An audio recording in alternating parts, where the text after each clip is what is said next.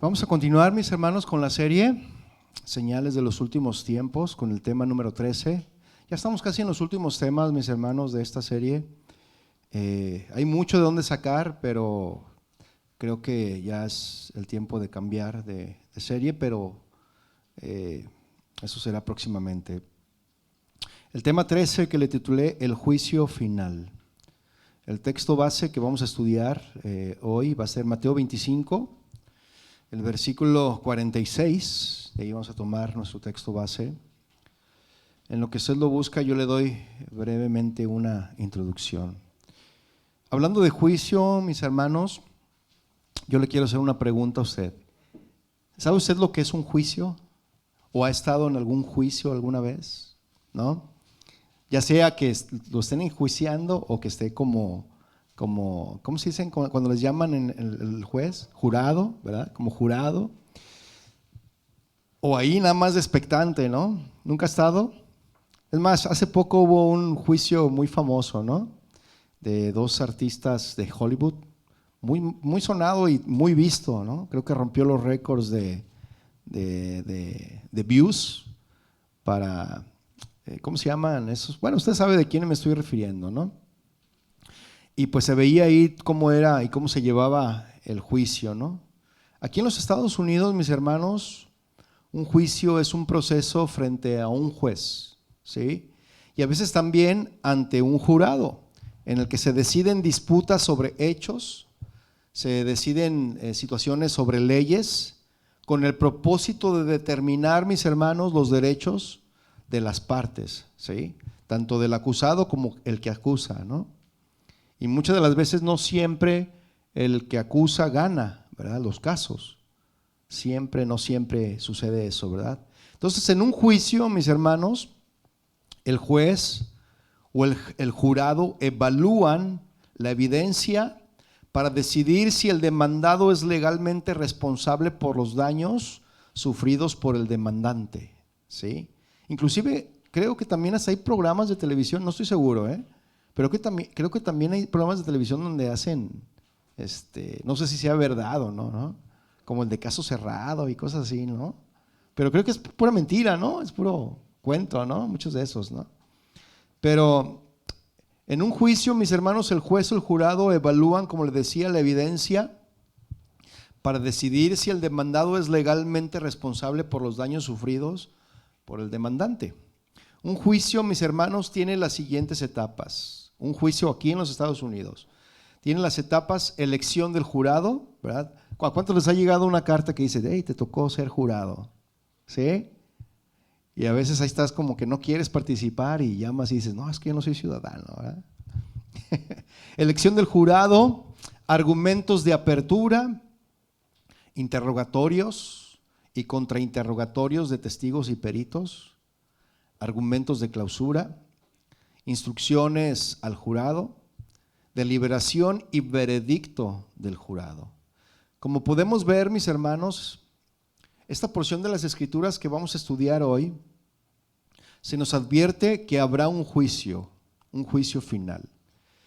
Y eso es lo que dice el título de la porción bíblica que vamos a estudiar, ahí en el capítulo 25. No sé si usted lo está viendo ya. Dice que es el juicio final, ¿no? Dice el 25 dice el juicio de las naciones en algunos y en algunos otros dice el juicio final, ¿verdad? Entonces, como podemos ver, eso es lo que, este juicio final o juicio de las naciones, yo le hago una pregunta: ¿quién será el juez? Cristo, ¿verdad? Jesús será el juez, el Hijo del Hombre. Sus ángeles serán el jurado y de sus santos, ¿no? Los interrogatorios y el veredicto, mis hermanos, que se leen en estos versículos, todo esto, mis hermanos, lo vamos a ver a continuación en los versículos que vamos a estudiar del 25, el capítulo 25 del 1 en adelante. Pero vayan leyendo el 46 para iniciar y hacer una oración y continuar con nuestro tema. Mateo 25, 46, ¿lo tiene? Dice, e irán estos al castigo eterno y los justos a la vida eterna. Vamos a orar, mis hermanos. Padre, te damos gracias a ti hoy en esta noche por tu presencia entre nosotros. Gracias, Padre, porque tú eres fiel, porque tú eres bueno, porque tú siempre estás presto, Señor, para bendecir a tu pueblo. Y en esta ocasión nosotros, Padre, después de habernos gozado y deleitado en tu presencia, en la alabanza, queremos disponer nuestro corazón para recibir tu palabra, Señor. Sabemos que tú siempre hablas a nuestro corazón, aún en temas como estos que son temas de repente escatológicos, pero tú hablas a nuestras vidas. Y te rogamos, Señor, que en esta ocasión no sea la excepción y que podamos poner por obra lo que aquí aprendemos, Señor. Gracias te damos a ti en el nombre de Jesús. Amén. Vaya por favor rápidamente en el versículo 31. Vamos a leer los versículos 31 al 33 en esta primera etapa de este tema. Si podemos observar en este versículo 31 al 33, las naciones son reunidas delante del trono de Dios y son separadas. ¿Para qué son separadas? ¿Para qué son reunidas las naciones en estos versículos? ¿Para qué? Pues son para ser juzgadas conforme a sus obras, conforme a su actuar, ¿sí? Y esta sección, mis hermanos, describe el juicio de las naciones que ha de ser distinguido del tribunal de Cristo y del juicio ante el gran trono blanco. Este juicio que estamos viendo es el tribunal de Cristo, es el juicio a las naciones, pero Apocalipsis menciona otro juicio, ¿no? Del gran trono blanco. Yo quiero hacer esa diferencia nada más. Entonces aquí el tribunal de Cristo, que es un tiempo de examen y de recompensa solo para los creyentes, este juicio, mis hermanos, tiene el lugar solo después del arrebatamiento, ¿sí? Mire, yo sé que hay una controversia acerca de estos temas, de que si la persecución será antes o después. Y bueno, algunos estudiosos dicen que será antes, otros que también estudian la palabra dicen que será después. Pero lo importante es que el Señor va a venir, ¿verdad? Y que va a traer juicio y que debemos de estar preparados para cuando Él venga, mis hermanos, ¿sí?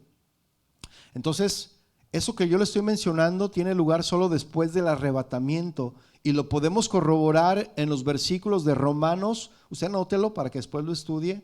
En Romanos 14:10 usted puede corroborar esto. Primera de Corintios 3, versículos 11 al 15.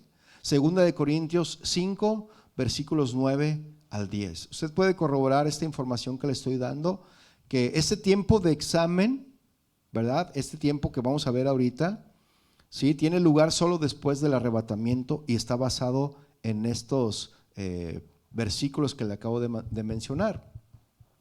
El juicio ante el gran trono blanco, que ese es el juicio que menciona Apocalipsis, tiene lugar en la eternidad, después del milenio. Y eso usted lo puede encontrar en Apocalipsis 20, 11 al 15. Usted lo puede encontrar ahí, ¿no? Pero aquí, en este caso, el juicio a las naciones tiene lugar, mis hermanos, aquí en la tierra, aquí con nosotros, en la tierra, después de que Cristo viene a reinar, como lo dice claramente en el versículo 31. Vaya por favor ahí para que observe lo que dice el versículo 31. Dice: cuando el Hijo del Hombre venga en su gloria y todos los ángeles con él. Y sabe una cosa, esta, mis hermanos, no es una parábola, ¿sí? Esto es realmente una descripción futura de algo que va a suceder realmente, ¿sí? Es una escena de juicio, mis hermanos, después de la gloriosa segunda venida de Jesús, descrita en Mateo 24:30 en el capítulo anterior y versículos anteriores, ¿verdad? Y si quiere, pues nomás dele una vuelta a su página y vamos a leer lo que dice Mateo 24:30 para conectar con el contexto de esta porción bíblica. Vea lo que dice Mateo 24:30. Dice: entonces aparecerá la señal del Hijo del Hombre en el cielo, y entonces lamentarán todas las tribus de la tierra y verán al Hijo del Hombre viniendo sobre las nubes del cielo con poder y gran gloria. Ahora bien, si es correcto identificarlo con Joel 3:2, váyalo buscando si gusta, Joel 3. El juicio que se llevará a cabo en las naciones, mis hermanos, va a ser realizado en el valle de Josafat, fuera de Jerusalén. Las naciones serán juzgadas según el trato que haya aplicado a los hermanos judíos de Cristo durante la tribulación. Vaya por favor a Joel 3, ¿lo tiene? Y vamos a leer lo que dice Joel 3:2. Dice: reuniré a todas las naciones y las haré descender al valle de Josafat. Y allí estaré, ¿qué? En juicio con ellas a causa de mi pueblo. Fíjese. ¿Y quién es el pueblo del Señor? Bueno, nosotros somos el pueblo espiritual, pero el pueblo natural es Israel, ¿verdad? Son los judíos. Dice, a causa, dice, voy a reunir las naciones y les haré descender en el valle de Josafat, y allí entraré en juicio con estas naciones a causa de mi pueblo, dice, y de Israel mi heredad, a quien ellas esparcieron entre las naciones y repartieron mi tierra. Continúa diciendo el versículo 31 de Mateo 25, regresando allí. Dice Mateo 25 en la parte B: entonces se sentará en su trono de gloria. Ya lo vimos, ¿verdad? Que Él va a hacer juicio, se va a sentar en su trono de gloria. Y yo me imagino como cuando todos están expectantes, ¿no? Se ha visto la tribuna, ¿no? El tribunal, la tribuna. Cuando el juez no está la gente ya esperando, el acusado, los que acusan, el jurado, la gente que está ahí expectante, están esperando a que aparezca el juez. Y en cuanto aparece el juez, ¿qué es lo que sucede? Todos se ponen de pie, ¿no? Wow, casi hasta así, ¿no? Todos se ponen de pie. Y si no se pone de pie, lo sacan, de verdad. Y les dicen, de pie, todos de pie. Y todos se ponen de pie. Si no guarda orden, si no... Porque ya ve que siempre en todos los lugares a los que vamos hay reglas, ¿no? Y si usted no guarda el orden en un jurado, en una corte, ¿qué cree que le va a pasar? Lo van a sacar, ¿sí o no? ¿Verdad? Entonces, donde quiera que vayamos, mis hermanos, va a haber reglas, ¿no? Y entra el juez, todos se ponen de pie y él se sienta en su gran trono, ¿no? Bueno, es una sillota, ¿no? ¿Sí las ha visto o no? Es la silla más cómoda, yo creo que del lugar, ¿no? Porque los demás se sientan en unas bancas bien incómodas, esperando horas, escuchando el juicio, y él se sienta en una silla bien cómoda, ¿no? Que parece trono. ¿Sí los ha visto o no? ¿Sí? Él llega y se sienta. Y yo sí me imaginé, ¿no? Cuando estaba haciendo esto, me imaginé que el Señor entraba y se sentaba en su gran trono de gloria, ¿no? Entonces ya todos de pie, esperando a ser enjuiciados, ¿no? A ser juzgados. Y Jesús, mis hermanos, juzgará a las naciones desde su trono. Él va a juzgar a las naciones. Jesús, mis hermanos, Él tenía a su alrededor un puñado de discípulos, ¿sí o no? Tenía muchos discípulos. Bueno, algunos vemos que eran 70, ¿no? Y lo fueron abandonando poco a poco y al final quedaron 12, ¿no? Y con Él 13. Pero uno de esos discípulos lo traicionó. Qué tremendo, ¿no? Otro lo negó. Fíjese. Y el resto de los discípulos lo abandonaron. Sin embargo, mis hermanos, Él habló de todos los ángeles con Él. De todos los santos ángeles con Él. Y cuando habla de los santos ángeles, sí está hablando de ángeles, pero está hablando de los santos. ¿Recuerda cuando hablamos de la alabanza celestial? Que estaban los 24 ancianos, 12 y 12. A eso se está refiriendo aquí, ¿sí? De los santos ángeles con Él. Y vivió en total simplicidad Jesús, de una vida muy simple, ¿sí o no? Casi en pobreza vivía Jesús, porque Él mismo decía que no tenía dónde recostar su cabeza, ¿lo recuerda? Y fue rechazado por casi todos los hombres grandes, mis hermanos, y poderosos de este mundo. Jesús, el Rey del universo, el Creador de todas las cosas, y por quien todas las cosas fueron hechas, fue rechazado, mis hermanos, por casi todos los poderosos, si no es que todos, ¿sí?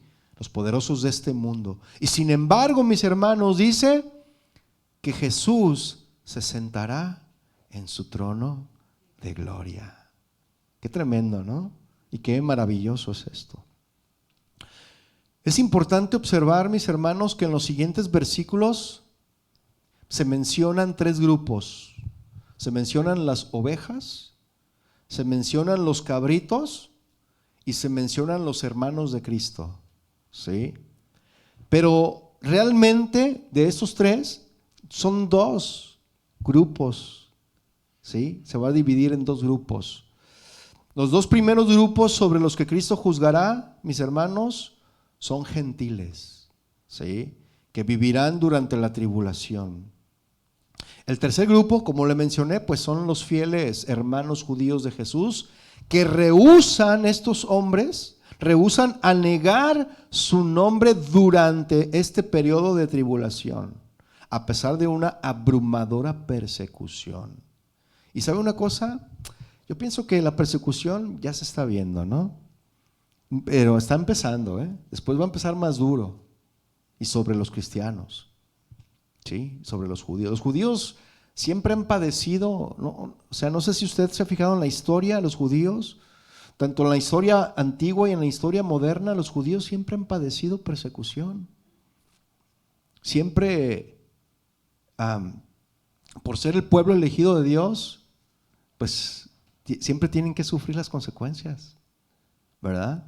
Es un pueblo sufrido, un pueblo errante, un pueblo que batalla solo por creer y confiar en Dios, solo por ser monoteísta, ¿verdad? Por tener un solo Dios y creer en un solo Dios, creador de todo el universo.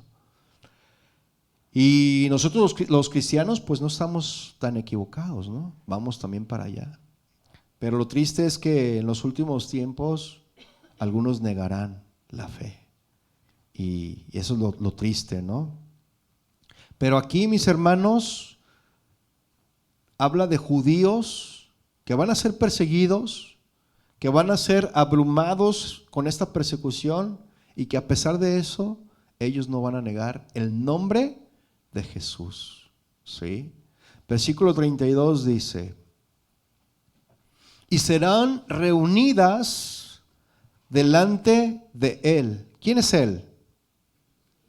Jesús, ¿verdad? Entonces serán reunidas delante de Él todas las naciones. Y esta palabra naciones, mis hermanos, del griego, es una palabra griega, sale esta palabra naciones de etnie, que significa etnia. ¿Has escuchado hablar de esa palabra etnia? Eso significa etnia, significa naciones, significa tribus, eso significa la palabra etnia. Una etnia, mis hermanos, en una comunidad de personas que tiene una ascendencia común y comparten rasgos culturales, lingüísticos y religiosos. Eso es una etnia. Le repito, una etnia, mis hermanos, es una comunidad de personas que tienen una ascendencia común y comparten rasgos culturales, lingüísticos y religiosos. Así que las naciones que comparten el creer en Cristo, el amar en Cristo, pues van a ser perseguidas, van a ser enjuiciadas también. Entonces, serán reunidas, mis hermanos, estas naciones, tanto gentiles como judíos. Pero en este caso estamos hablando solo de los gentiles. Y vean lo que dice aquí: y serán reunidas delante de Él todas las naciones, y apartará los unos de los otros, como aparta el pastor las ovejas de los cabritos. Por lo general, mis hermanos, las ovejas se representan de un color blanco, ¿no? ¿Verdad que sí? Las ovejas son blancas y las cabritas o son negras o tienen manchas, ¿no? O son manchadas. ¿Sí se ha fijado en eso o no? Hay rebaños de ambas, ¿verdad? Que se han alimentado juntas. Las cabras devastan los campos y eliminan toda su vegetación. Mire, cosa curiosa, lo que son los cabritos, las chivitas, que le llaman, ¿no? Las chivas. No las del Guadalajara, mis hermanos, ¿no? Las chivas, las chivirrias, no. Estoy hablando de los animalitos, ¿no? Las chivas son animales que son destructivos, por naturaleza. Comen de todo. Si usted los deja, por ejemplo, si usted tiene de mascota una chivita en su casa, créame que se le van a desaparecer cosas. ¿Por qué? Porque come todo, lo que sea. Todo se lo comen. Llaves, latas, telas, todo lo que quiera, ¿no? Se comen. ¿No ha fijado eso? ¿No se ha fijado en eso? Son destructivas, ¿sí? Son como esos perros grandes que tienen su departamento y que necesitan mucho ejercicio, y si no los saca a pasear, destruyen su departamento, ¿no? Muerden los sillones, los desbaratan. Pues las chivitas son igual, ¿sí? Son destructivas, eliminan toda su vegetación. Entonces aquí en esta porción, en este versículo 32, el pastor, yo puedo ver esa imagen que el pastor está de pie, ¿no? Atrás de él está la puerta, ¿sí? Y entonces él empieza a desviar las ovejas a su derecha y las cabritas o las cabras, las chivitas, a su izquierda, ¿verdad? Él está ahí atento y está dividiendo, aquí tú para acá, tú para allá, está dividiendo a los animalitos, ¿no? Y versículo 33 dice, y pondrá las ovejas a su derecha y a los cabritos a su izquierda. El Hijo del Hombre, mis hermanos, Jesús mismo, tiene la autoridad para dividir a la humanidad en este juicio, ¿sí o no? Él tiene la autoridad, ¿no? Para dividir en dos categorías. Él tiene la autoridad para dividir en ovejas y en cabritos, en derecha y en izquierda. Entonces yo cuando vi que es derecha, izquierda, me puse a pensar, bueno, ¿qué tiene de especial la derecha? ¿Por qué a la derecha las ovejas y a la izquierda los cabritos y no al revés? ¿Por qué? Todo tiene un significado, ¿no? Entonces me puse a la tarea de investigar y quise saber qué significaba estar a la derecha de Dios, ¿no? Y esto fue lo que encontré. Mire, vaya dejando un apartado ahí en Marcos 14, versículo 62. Se me antojó algo. Me antojaron.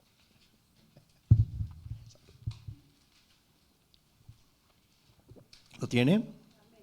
Marcos 14, 62. Dice, y Jesús le dijo, yo soy. Y veréis al Hijo del Hombre sentado a la diestra es la derecha, ¿verdad? Del poder de Dios y viniendo en las nubes del cielo.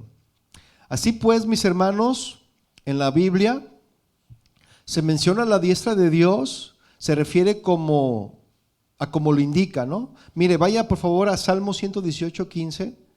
Salmos 118, versículo 15. Para seguir viendo la diestra, ¿no? La derecha de Dios. Salmos 118, 15. ¿Lo tiene? Dice, voz de júbilo y de salvación hay en las tiendas de los justos. Y luego dice ahí que la diestra de Jehová hace proezas. Versículo 16 dice, la diestra de Jehová es sublime. La diestra de Jehová hace valentías. No moriré, sino que viviré y contaré las obras de Jah, ¿verdad? Dice el versículo 17. Fíjense, la diestra. La diestra del Señor es poderosa. La diestra del Señor hace proezas, dice ahí, ¿verdad? Es sublime la diestra. Y también en Éxodo 15, 11, vaya por favor ahí. ¿Cuántos son diestros? ¿Sí? ¿Todos son derechos? ¿Hay algún zurdo? Yo, por ejemplo, mira, mi hijo Santi, él es zurdo.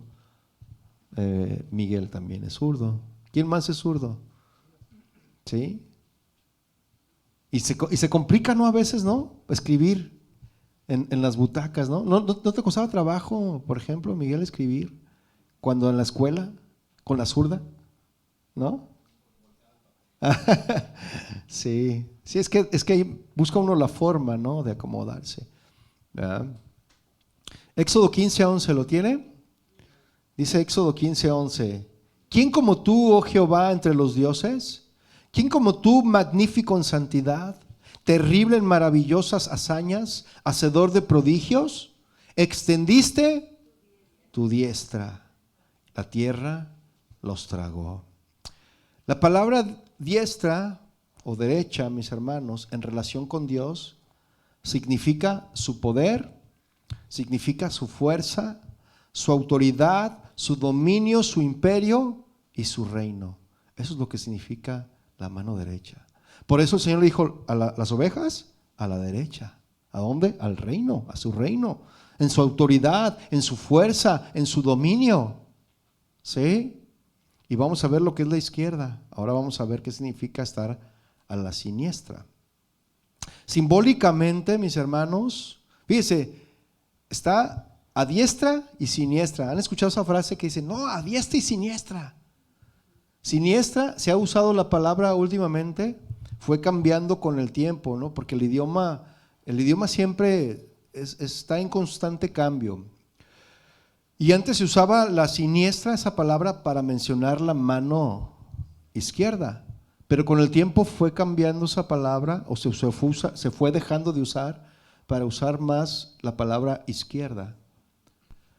Lo que pasa es que dejaron de usarla porque siniestra era una palabra para algunos, como una palabra que no quieren ni mencionar. ¿Se han oído hablar de siniestro? ¿Sí? Ay, ocurrió un siniestro, un accidente, una tragedia. ¿Verdad? Y por eso dicen, no, siniestro, no queremos saber nada de siniestro, ¿no? Pero siniestra simbólicamente significa acontecimiento que parece entrar por la parte izquierda, indica algo negativo, molesto o doloroso que origina perjuicios a un individuo o a una colectividad. Eso significa la izquierda. ¿Cuántos han dicho, hoy me levanté con el pie izquierdo? ¿Sí o no? Eso es lo que significa, mis hermanos. La diestra la tenemos con ese significado, ¿sí? De que nos levantamos con el pie izquierdo. ¿Sí? Hoy me levanté del lado izquierdo de la cama. Si usted es supersticioso, que no debería de ser, porque se supone que los cristianos no somos supersticiosos, pero hay gente que dice, no, yo del lado de la izquierda no me quiero dormir, ¿verdad? No me quiero levantar por ahí, me quiero levantar del lado derecho, ¿no? Y ahora si eres un ámbulo y te levantaste, ¿qué vas a hacer ahí? Pero eso significa, mis hermanos, indica algo negativo, molesto, doloroso, que origina prejuicios a un individuo o a una colectividad. Como que está tomando sentido, ¿no? Cuando el Señor divide unos a la derecha y otros a la izquierda. La sabiduría, mis hermanos, se inclina a la derecha y la necedad se inclina a la izquierda. Mire, vaya a Eclesiastés 10:2, por favor. Eclesiastés, capítulo 10, verso 2.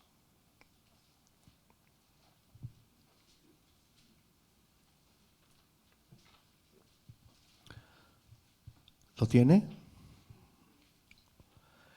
Dice Eclesiastés 10:2. El corazón del sabio lo guía hacia la derecha, ¿sí? Y el corazón del necio lo guía hacia la izquierda. Ahora, ¿cuántos han oído que en el Congreso están los de la derecha y están los de la izquierda? Y los de la izquierda siempre se cataloga como los rebeldes, ¿sí o no? Y los de la derecha son siempre los que van, pues, derecho, ¿no?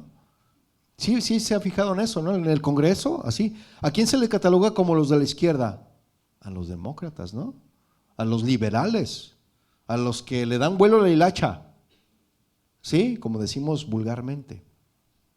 Y a los de la derecha son los más recatados, los que tienen temor de Dios, los que no aprueban leyes que van en contra de la moral de Dios. A eso se les cataloga a los de la derecha. Aún, mis hermanos, en esas cosas vemos que aún la derecha, pues van a la derecha, no va derecho. Y los de la izquierda, pues van siniestros. ¿Sí? Así que el dividir a las naciones a la derecha y a la izquierda, mis hermanos, tiene su razón de ser. Por eso tenemos que escudriñar, ¿verdad?, las Escrituras, porque siempre nos dicen cosas que a veces no prestamos atención. Y vea los versículos 34 al 40, mis hermanos, vamos a ver el juicio y la recompensa de los que están a la derecha. ¿Sí? Mire el versículo 34. Entonces el rey dirá a los de su derecha: venid, benditos de mi Padre, heredad el reino preparado para vosotros desde la fundación del mundo. ¿Cuántos quieren estar ahí? La recompensa, mis hermanos, para los de su derecha, es decir, las ovejas, es que entrarán en el reino del Padre. Qué maravilloso, ¿no? Ve al versículo 35. Dice, entren, les dice, entren, hereden el reino, ¿verdad? Para ustedes está esto desde la fundación del mundo. Y luego les dice el Señor, ¿verdad? Porque tuve hambre y me diste de comer. Tuve sed y me diste de beber. Fui forastero y me recogiste. Estuve desnudo y me cubriste. Estuve enfermo y me visitaste. En la cárcel y viniste a mí. Es decir, mis hermanos, que fueron aprobados, ¿verdad? Estas personas, estas naciones fueron aprobadas sobre la base de sus obras. ¿Sí? Y no se menciona la fe, aquí no se menciona para nada la fe ni el perdón, ¿verdad que no? No se menciona nada de eso. Y este juicio, mis hermanos, estaba basado solamente en la bondad moral. ¿Sí? Y ve al versículo 37. Entonces los justos le responderán diciendo, pues se van a sorprender, ¿no? Van a decir, Señor, ¿cuándo te vimos hambriento? ¿Cuándo? Y te sustentamos, o sediento, y te dimos de beber. ¿Cuándo lo hicimos? ¿Sí? ¿Y cuándo te vimos forastero y te recogimos, o desnudo y te cubrimos? ¿O cuándo te vimos enfermo o en la cárcel y vinimos a ti? Mire, los justos, los que están a la derecha, quedarán sorprendidos, ¿sí? No de la herencia que van a recibir, no de eso, ni de las buenas acciones que habían llevado a cabo. De eso no se sorprenderán, sino que se sorprenderán, mis hermanos, de que tales acciones hechas en beneficio de otros semejantes seres humanos como ellos, ¿sí?, serán públicamente alabadas y ricamente premiadas como hechas al mismo Rey de la Gloria. ¿Sí? Por eso, mis hermanos, tenemos que amarnos los unos a los otros, como Cristo amó a la iglesia, ¿verdad? Tenemos que amarnos, mostrar el amor de Cristo. Pero nos falta mucho, ¿no? Pero hay que seguirlo practicando, mis hermanos, porque dice la palabra del Señor, dice Jesús, que en esto conocerán que son mis discípulos. ¿En qué? En que se amen los unos a los otros. En eso conocerán que ustedes son verdaderamente mis discípulos. Y en eso, mis hermanos, va a ser basada este juicio a las naciones. ¿Sí? El verdadero creyente, mis hermanos, siente de tal forma la bajeza de su condición. El verdadero creyente siente la bajeza de su condición y las muchas faltas e imperfecciones en las mismas obras buenas que realiza. Que se asombrará, estas naciones se asombrarán, ¿verdad?, cuando el Señor les dé un premio tan excelente por un servicio tan deficiente. ¿Sí? Dice la palabra de Dios también que siervos inútiles somos. Levante su mano. ¿Quién es siervo inútil?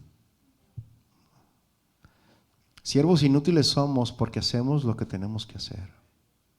Nada extraordinario. ¿Sí? Y el Señor ve eso. ¿Sí? Versículo 40. Y respondiendo el rey les dirá: de cierto les digo que en cuanto lo hicieron a uno de estos mis hermanos más pequeños. ¿Y quién está hablando Jesús? De nuestro prójimo, ¿no? A mí lo hiciste. Cristo, mis hermanos, se identifica con los menesterosos y con los que padecen. El otro día estaba escuchando a un homeless que decía, nosotros somos humanos también, pero la gente nos ve y nos da la vuelta, nos saca. A veces pedimos lo que traen de sobra, monedas, para poder sobrevivir. Y a veces algunos sí acceden, pero así como que de lejos. O sea, somos humanos, somos personas. ¿Cuántos le dan al homeless así, hasta levanta el dedito así para qué? En serio, mis hermanos. Y sabe una cosa, tenía razón lo que decía esta persona. A veces nosotros vemos la condición que es menos favorable que nosotros y a veces los menospreciamos. ¿Sí? Y me hace recordar una canción que por ahí cantaba en la infancia una persona que decía, papá, ayer vi un vagabundo, decía, ¿no? Papá, ¿qué cosa es un vagabundo? ¿Sí has escuchado esa canción? Un vagabundo es un hombre que va siempre. ¿No? ¿Sí lo has escuchado o no? ¿No? Escúchela. Una canción ya muy, muy viejita, ¿no?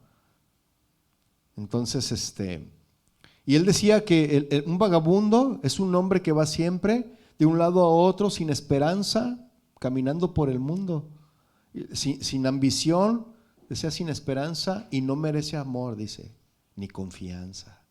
Fíjese, una canción decía eso, y no merece amor ni confianza. Entonces, yo creo que, pues claro, es una canción del mundo, ¿no? Pero nosotros, mis hermanos, como hijos de Dios, ¿qué es lo que tenemos que hacer? Mire, saliendo de aquí, no vaya a pararse en todos los, donde vea uno y, ¡ay, te va! No. O sea, lo que Dios ponga en su corazón, pero que sea sincero, ¿no? Que sea algo que nazca de un corazón sincero, un corazón verdadero, de ayudar a alguien, ¿no? De verdad, porque mire, hay personas en las calles, siendo una nación, yo cuando llegué aquí y veía todo eso, yo decía, ¿cómo una nación siendo tan rica, la más rica del mundo, porque es la nación más rica del mundo todavía, hay tanta pobreza, ¿no? Y viene a mi mente los versículos donde Jesús les dice a sus discípulos, o le dice a Judas, ¿no? A los pobres, ustedes siempre los van a tener, ¿verdad? Aún en las naciones más ricas hay gente pobre, muy pobre, mis hermanos.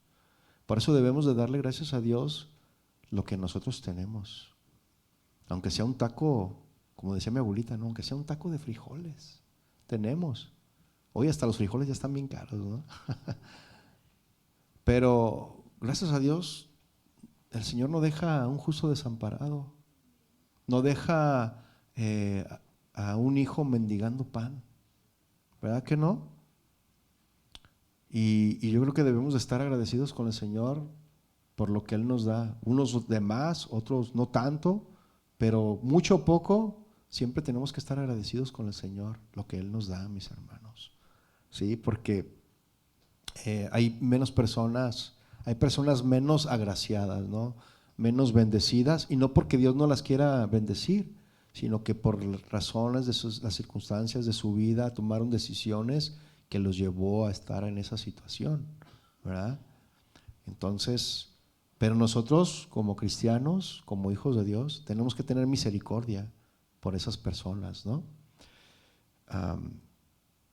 Entonces, Cristo, mis hermanos, en estos versículos se identifica con estas personas que son menesterosas, con los que tienen menos, ¿sí? Los menos bendecidos. Y se identifica con los que padecen, ¿sí? Y esta conducta, mis hermanos, es prueba, la conducta de ayudar a otros, Esa conducta es prueba, mis hermanos, de la presencia de amor hacia Cristo y hacia sus semejantes. Porque dice la palabra del Señor que amarás al Señor tu Dios con toda tu mente, con todo tu corazón y toda tu alma, y a tu prójimo como a ti mismo. ¿Y quién es tu prójimo? Voltea a ver el que esté ahí a su lado. Él es su prójimo. Voltea a verlo. Él es su prójimo. Sí, este es su próximo. Eso significa, ¿no?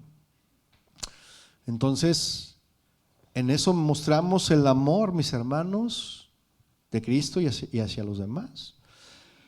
También esto se basa, mis hermanos, en el trato humano hacia los demás. El trato humano.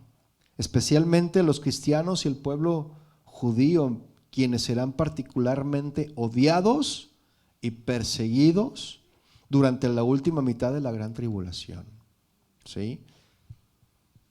Y aunque los hermanos judíos y cristianos de Jesús pueden ser los primeros en mente, conociendo la naturaleza de Jesús, mis hermanos, podemos decir que no excluye a ninguno.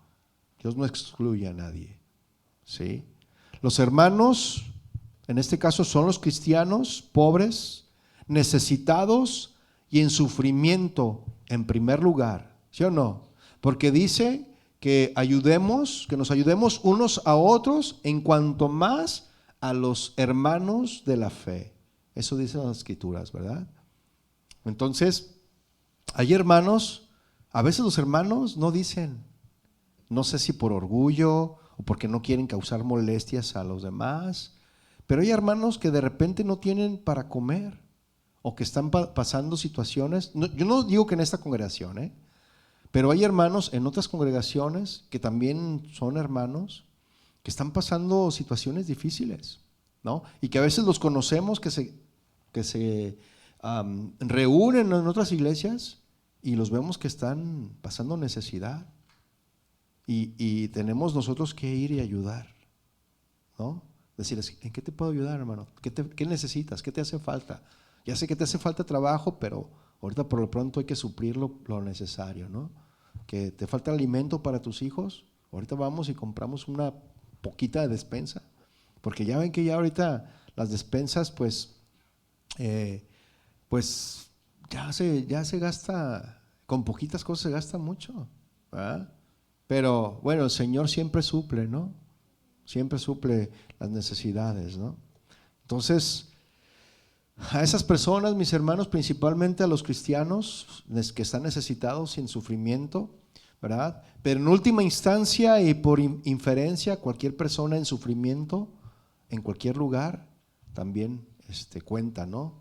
A esas personas que ayudamos. Por eso el Señor dice, a estos que tú hiciste, a esos que tú ayudaste, a esos que tú le diste de comer, a esos que estaban enfermos, a esos que visitaste en la cárcel, lo hiciste a mí también, ¿verdad?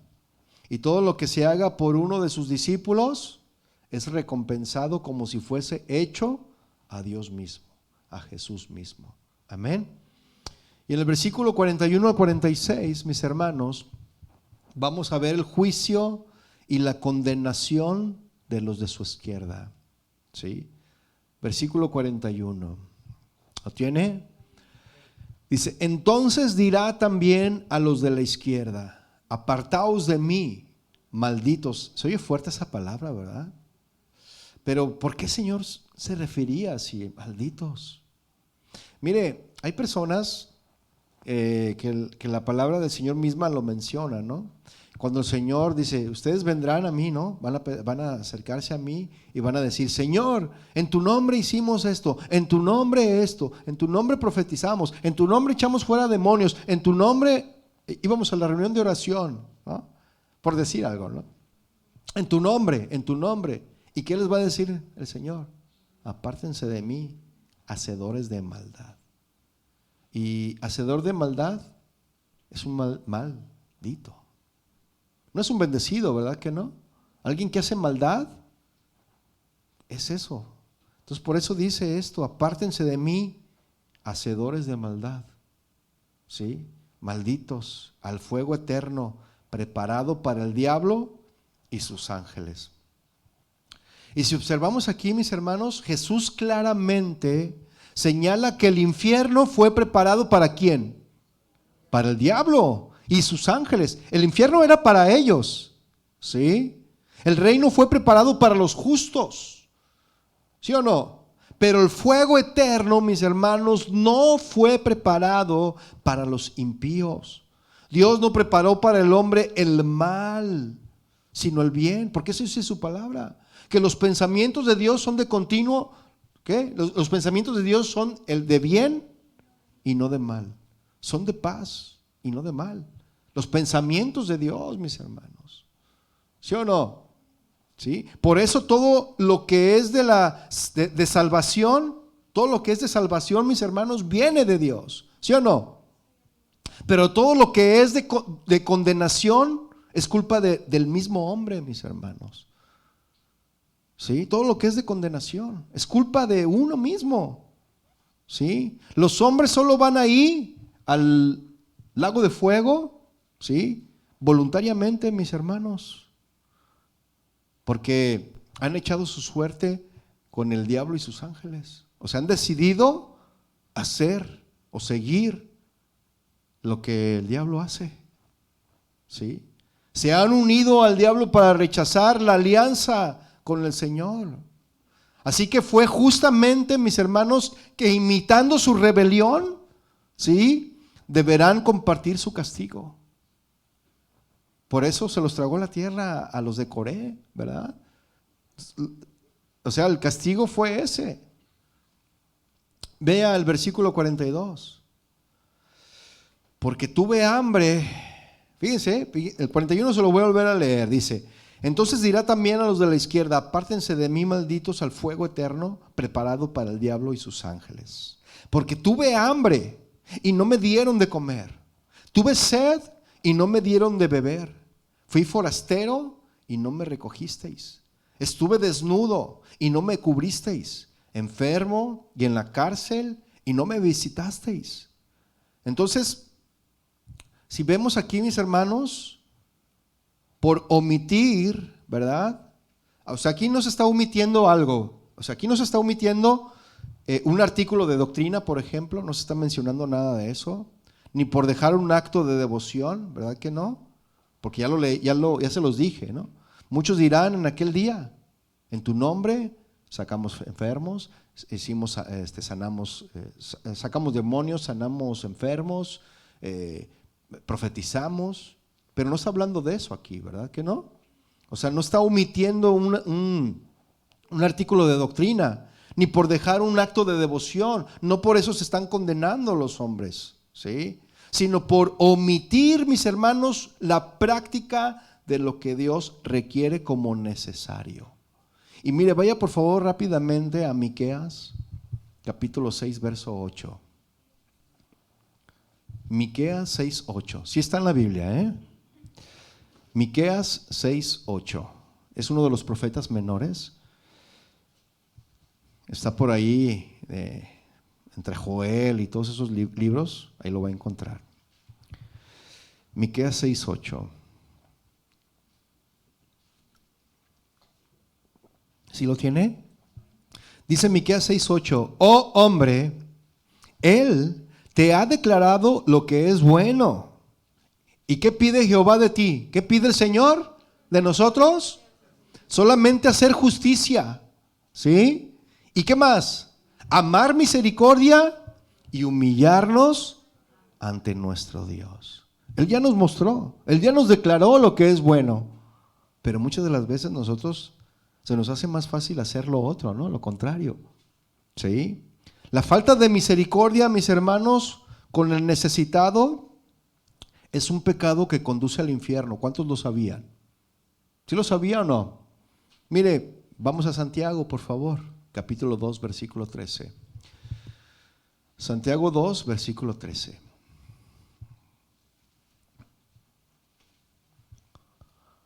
¿Lo tiene?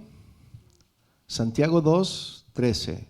Dice: porque juicio sin misericordia se hará con aquel que no hiciere misericordia. ¿Qué es lo que va a hacer el Señor? Va a enjuiciar las naciones, ¿no? Y dice aquí que Él hará juicio sin misericordia. No habrá misericordia, se hará con aquel. O sea, no va a haber misericordia con aquel que no hiciere misericordia.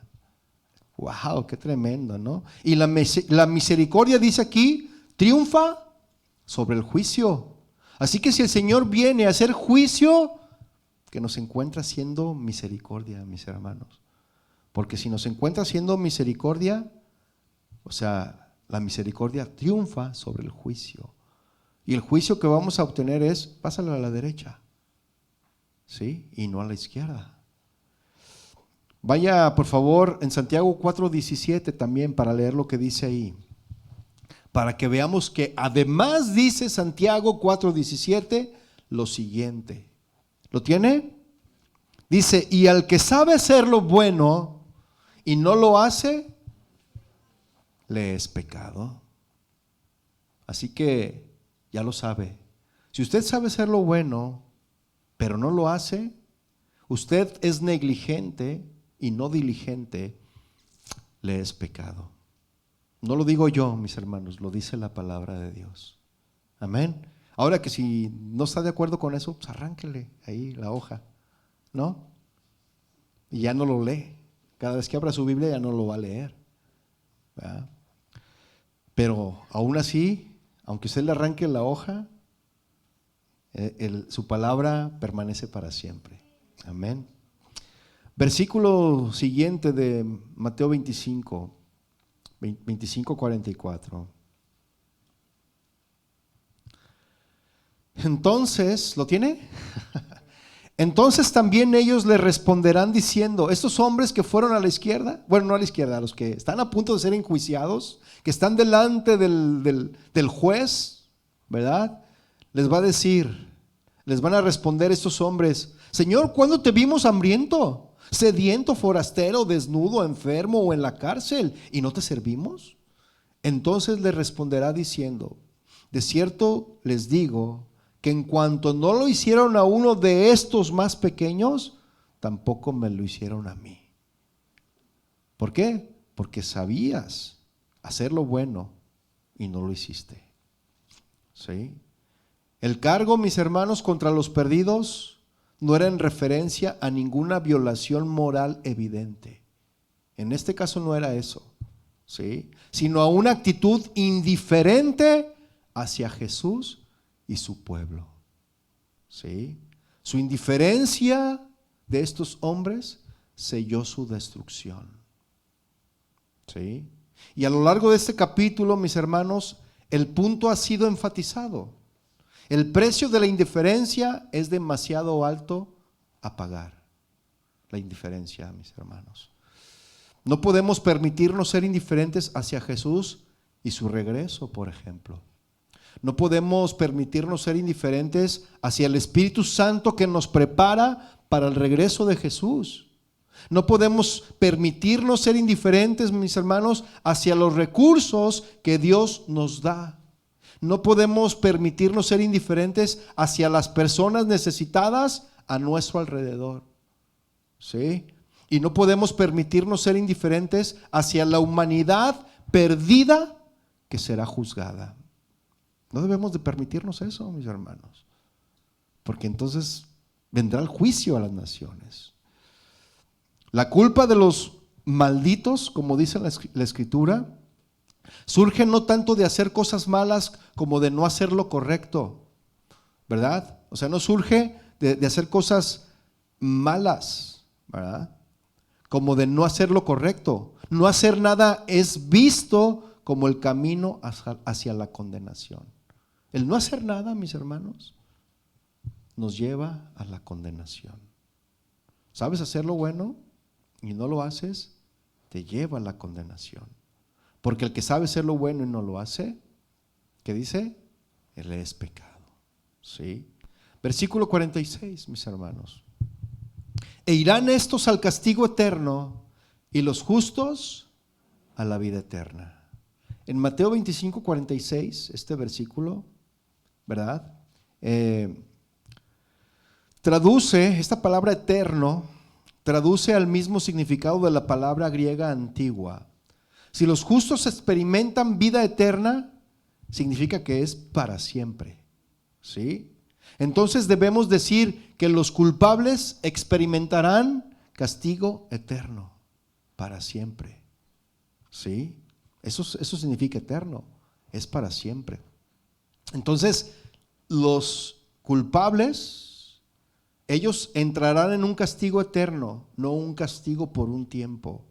Y la palabra castigo, mis hermanos, proviene de la palabra griega kolasin, que a su vez proviene de la palabra kolazo, con Z y con K de kilo y Z, ¿no? Kolazo, que significa mutilar o podar. O sea que los que tendrán el castigo eterno serán podados, serán mutilados. ¿De dónde? Del cuerpo de Cristo. El propósito de este juicio de las naciones, mis hermanos, es separar a las personas antes del inicio del reino milenial de Jesús. Los malvados y crueles, mis hermanos, no entrarán. Los morales, los que tienen una buena moral, ellos entrarán. Y ya para ir aterrizando, mis hermanos, el pasaje que acabamos de leer y de estudiar no puede ser usado para enseñar la salvación por obras, realmente, no es por obras. El testimonio sobre la Biblia, o el testimonio uniforme de la Biblia, es que la salvación viene ¿por qué? Por fe y no por obras, ¿verdad? Porque eso es lo que dice Efesios 2:8. Dice Efesios 2:8, porque por gracia sois salvos por medio de la fe, y esto no de vosotros, pues es don de Dios. Y versículo 9 dice, no por obras, para que nadie se gloríe. Pero la Biblia, mis hermanos, es igual de enfática en mantener que la verdadera fe produce buenas obras. ¿Verdad que sí?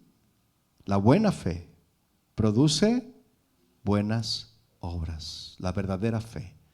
Y si no hay buenas obras, ello constituye, mis hermanos, es un indicativo de que aquella persona nunca fue salva. Porque como nunca fuiste salvo, pues no hay ninguna buena obra en ti. Entonces aquellos que han sido salvos reflejan las buenas obras en su vida. ¿Sí me explico? O sea, una persona que ha sido salva comienza a obrar en bondad. Porque alguien que no ha sido salvo no puede hacer buenas obras. No lo puede. ¿Sí? De modo que hemos de comprender entonces que los gentiles, mis hermanos, no son salvados por actuar bondadosamente con el remanente judío, sino que esta bondad refleja su amor para con el Señor. ¿Sí me estoy explicando, mis hermanos? El amor que tú reflejas para tu prójimo es el que tú reflejas para con Dios. Porque dice la palabra del Señor que aquel que dice que ama al Señor y no, ¿cómo se me fue ahorita la palabra que viene en Juan? Que dice que si alguno dice amar a Dios, ¿qué más? Y aborrece a su hermano, el tal es mentiroso. Ya ves si se lo sabe. Gracias. ¿Sí? Así es, mis hermanos. ¿Sí? Entonces, nosotros reflejamos el amor, ¿verdad? Nosotros, si amamos a nuestro prójimo, realmente estamos amando a Dios. Si decimos que amamos a Dios, pero no amamos al prójimo, la Escritura dice que somos mentirosos, ¿verdad? Por eso tenemos que reflejar ese amor a nuestro prójimo. ¿Sí? Ya para concluir, mis hermanos, y a manera de resumen, se debería hacer mención de otros 3 puntos. Primero, que el reino se dice que ha sido preparado para los justos desde antes de la fundación del mundo. Eso viene en el versículo 34. Mientras que el infierno fue preparado para el diablo y sus ángeles. Eso viene en el versículo 41. ¿Sí? El deseo de Dios es que los hombres reciban bendición. El infierno no fue originalmente dispuesto para la raza humana, mis hermanos.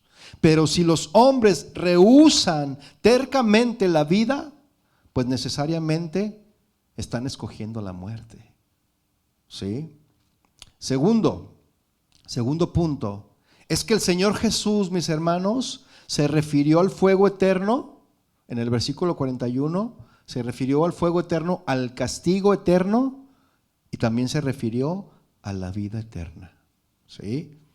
En el versículo 46. Y la misma persona de Jesús, que habló de la vida eterna, enseñó acerca del castigo eterno. Por cuanto se usa la misma palabra eterno para describir ambas cosas, es inconsecuente aceptar la una sin la otra. Y sabemos, mis hermanos, que sí significa que permanece para siempre. Sabemos lo que significa que permanece para siempre, ¿sí? Porque se usa para describir la condición de eternidad de Dios. Y Primera de Timoteo, ábranlo rápidamente, ya estamos finalizando. Primera de Timoteo 1:16 dice: pero por esto fui recibido a misericordia, dice la palabra del Señor. Por esto fui recibido a misericordia, para que Jesucristo mostrase en mí el primero toda su clemencia, ¿verdad? Mostrase en mí toda su clemencia, para ejemplo de los que habrían de creer en Él para vida eterna. Por tanto, al Rey de los siglos, inmortal, invisible, al único y sabio Dios, sea honor y gloria por los siglos de los siglos. Amén. Y finalmente, mis hermanos, el juicio de los gentiles nos recuerda de manera enérgica que Cristo y su pueblo son uno. ¿Sí? Cristo es la cabeza, su pueblo es el cuerpo, su iglesia es el cuerpo. Y lo que les afecta al cuerpo, le afecta también a la cabeza.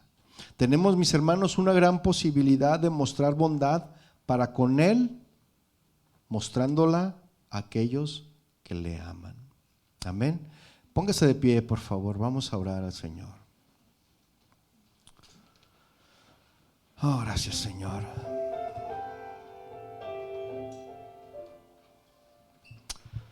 Padre, te damos gracias a ti. Sabemos, Padre, que tú nos adviertes sobre este juicio final. Tú no quieres, Señor, que ninguno perezca, sino que todos procedamos al arrepentimiento.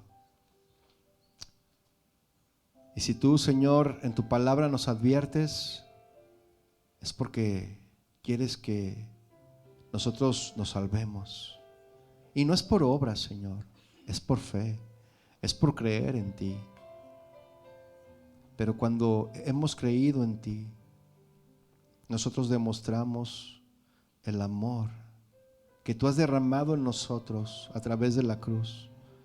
Nosotros lo demostramos amando a nuestros semejantes, amando a nuestro prójimo.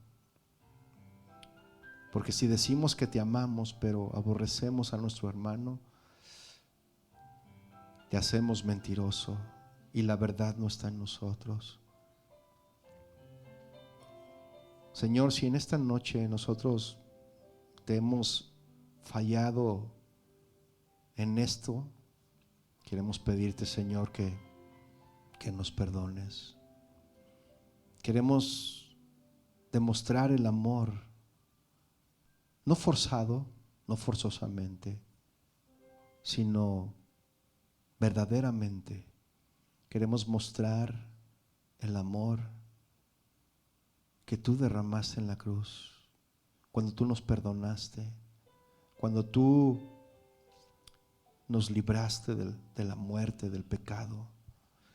Y queremos, Señor, que ese amor sea reflejado con nuestros semejantes, principalmente aquí en la congregación, en la iglesia local en la que nos reunimos, con nuestra familia, con nuestros amigos y con nuestra comunidad también. Porque cuánta gente hay necesitada. Y a veces somos indiferentes, los menospreciamos. Pero queremos mostrar tu amor y tu misericordia a aquellos menos desvalidos, aquellos que tienen menos, que quizá las circunstancias, las decisiones que tomaron los llevaron a estar en ese lugar. Pero que no solamente demos una moneda, sino que demos lo más valioso que eres tú, Señor. Que seamos como Juan, como Pedro, que fueron al templo de la Hermosa y que cuando vieron a este hombre cojo, tuvieron misericordia. Y no llevaban dinero, pero llevaban algo más valioso. Y eso fue lo que le entregaron a este hombre.